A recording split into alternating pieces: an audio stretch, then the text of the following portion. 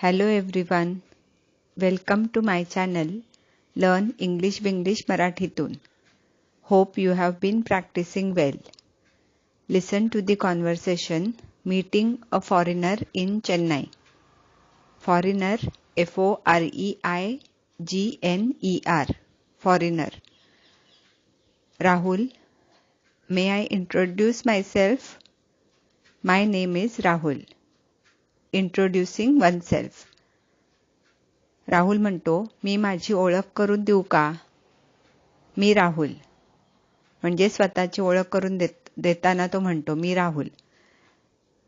Introduce INTRODUCE introduce ओळख करून देणे. John says I am John. मी जॉन. JOHN जॉनचं स्पेलिंग असतं.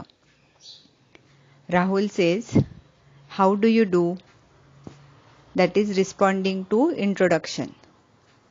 We have learnt in our first communication lesson, when a person is introduced to a stranger, he or she will say, How do you do? The response is also, How do you do? आपण आपल्या कम्युनिकेशनच्या पहिल्या लेसनमध्ये शिकल्याप्रमाणे जेव्हा आपण एखाद्या अनोळखी व्यक्तीला आपली ओळख करून देतो किंवा इतर कोणी आपली ओळख करून देतं तेव्हा हाऊ डू यू डू चा वापर करतो आणि त्याच्या उत्तरासाठी सुद्धा हाऊ डू यू डू चा वापर केला जातो. अन्यथा ओळखीची व्यक्ती भेटली की हाऊ आर यू म्हणतो आणि उत्तर देताना आय एम फाईन म्हणतो. John says how do you do. Rahul says where are you from mister John. Asking for information.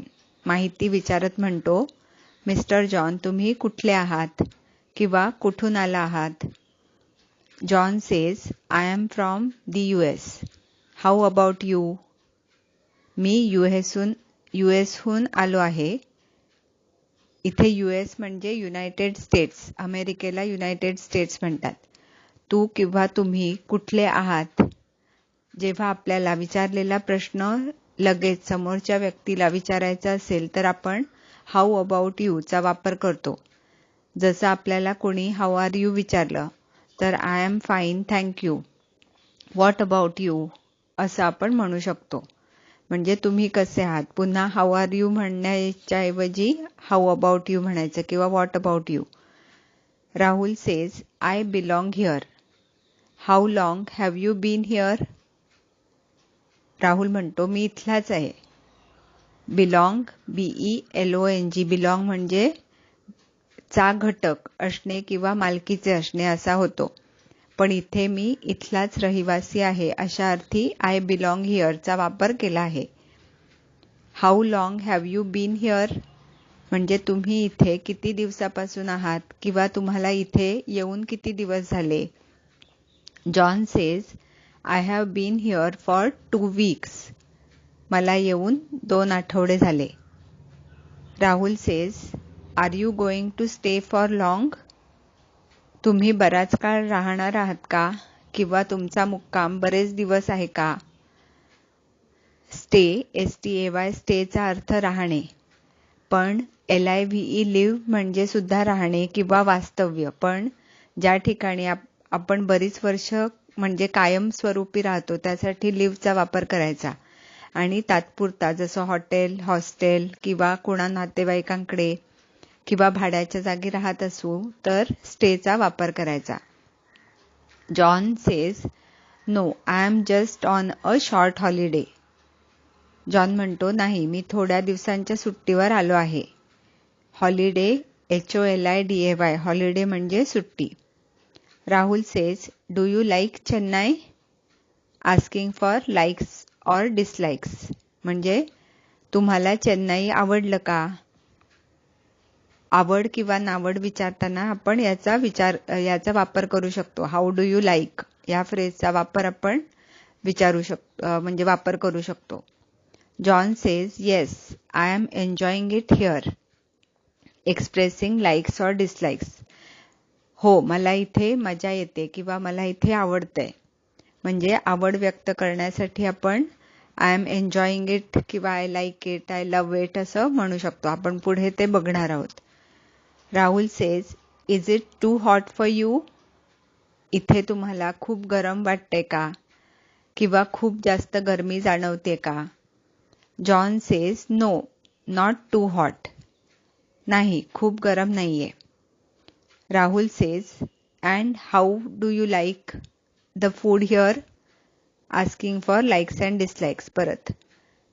आणि इथलं खाणं पिणं किंवा जेवण कसं वाटलं?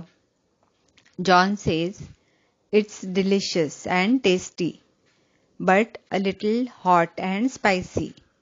Expressing likes and dislikes. पुन्हा इट्स डिलिशियस म्हणजे स्वादिष्ट आणि चवदार आहे, पण थोडं तिखट आहे. डिलिशियस, DELICIOUS, डिलिशियस म्हणजे स्वादिष्ट. टेस्टी, TASTY, टेस्टी म्हणजे चवदार किंवा चविष्ट.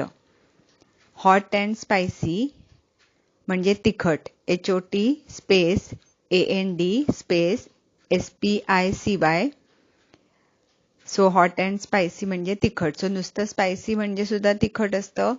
नुसतं हॉट म्हणजे गरम सुद्धा होऊ शकतं, किंवा खाण्याच्या बाबतीत असेल तर आपण तिखटच्या ह्यांनी सुद्धा हॉट असं म्हणू शकतो. सो त्याचा अर्थ जे काही वाक्य असेल किंवा जो काही संदर्भ असेल त्याप्रमाणे आपल्याला लावायला लागतो.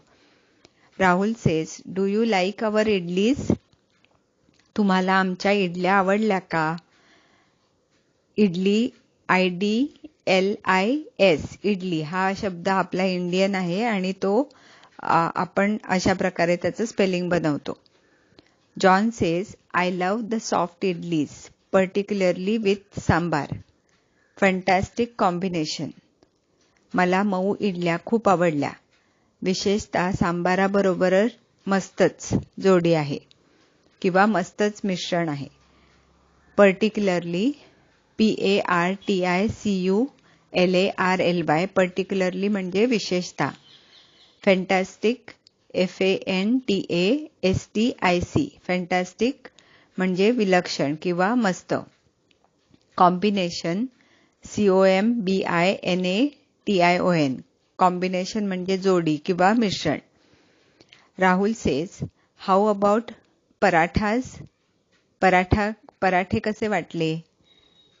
पुन्हा पराठाचं स्पेलिंग PARATHAS, पराठाज म्हणजे अनेक पराठे. John says, parathas? I can't stand that. Expressing likes or dislikes. पुन्हा आय कांट स्टँड दॅट असं तो म्हणतो. It is tough and leathery, unlike your fluffy idlis. तो म्हणतो, पराठे मला अजिबात आवडले नाहीत. ते फार कडक आणि चिवट असतात. तुमच्या मऊ हलक्या इडल्यांसारखे नसतात. नावड व्यक्त करण्यासाठी आय कांट स्टँडचा वापर केला जातो. जसं आय कांट स्टँड हर, मला ती अजिबात आवडत नाही. आय कांट स्टँड हिम, मला तो अजिबात आवडत नाही. टफ, TOUGH, टफ म्हणजे कठीण, पण इथे कडक असा अर्थ होतो. लेदरी, LEATHERY, लेदरी म्हणजे चामट किंवा चिवट. लेदर, LEATHER, लेदर म्हणजे चामडं आणि त्याच्यावरून लेदरी हा शब्द बनला आहे. लेदरी हा शब्द आपण खाण्याच्या पदार्थांसाठी वापरला तर तो चिवट अशा अर्थी आपण त्याचा अर्थ घ्यायचा. अनलाईक, UNLIKE, अनलाईक म्हणजे च्यापेक्षा निराळा किंवा त्यासारखा नाही. फ्लफी, FLUFFY, फ्लफी म्हणजे मऊ किंवा हलके. Now let's focus on communication.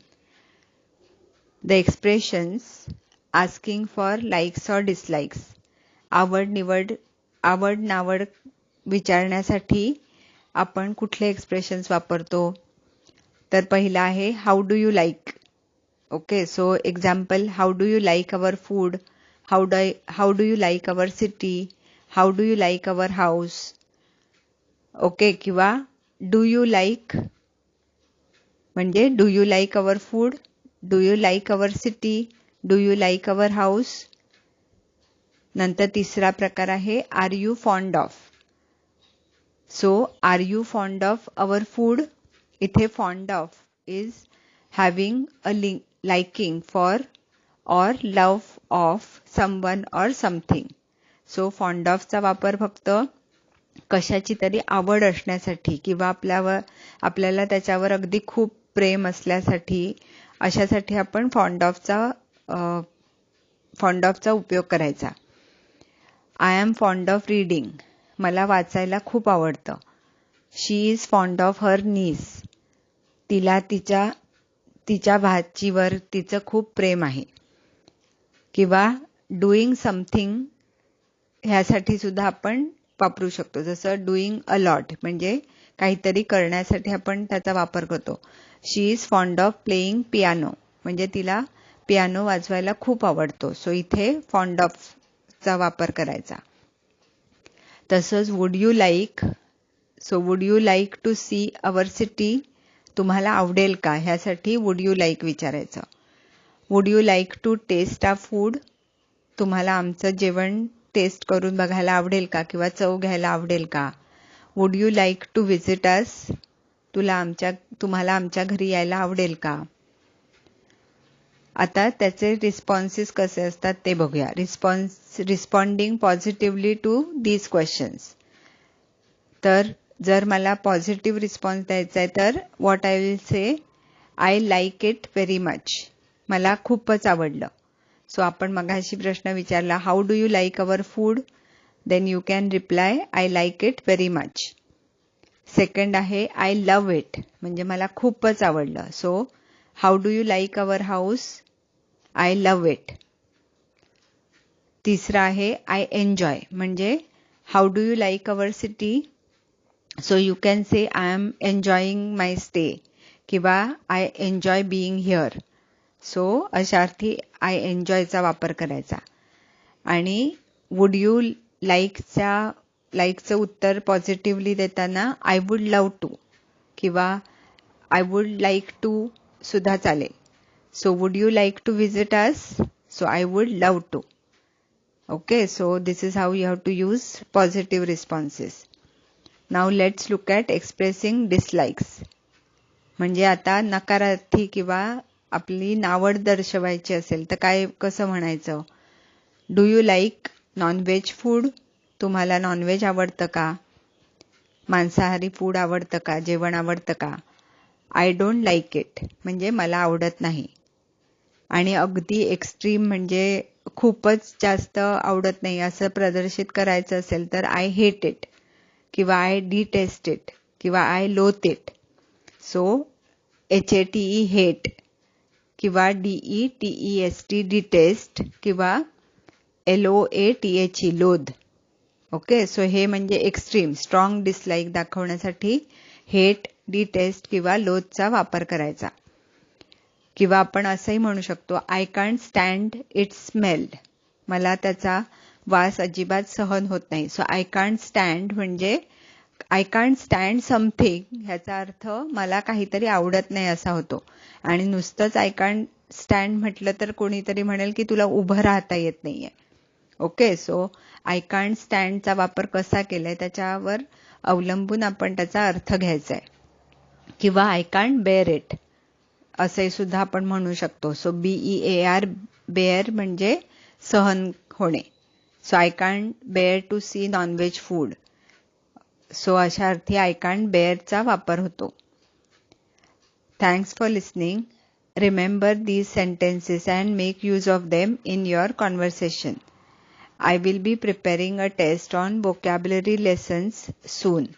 So revise the first 3 lessons. Bye for now. Take care.